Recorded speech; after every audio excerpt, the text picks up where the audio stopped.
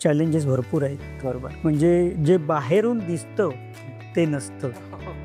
Actually आतमध्ये खूप challenges आहेत. सगळ्यात महत्त्वाचं जे मॅनपॉवरचं मोठं चॅलेंज. हो, बरोबर. पण त्याच्यात आता माझ्याकडे जे कूक आहेत ते जवळजवळ 12-14 वर्षापासून काम करत आहेत. त्यांच्याबरोबर चांगलं ट्रीट केलं, त्यांना चांगलं वागवलं, चांगलं पे केलं.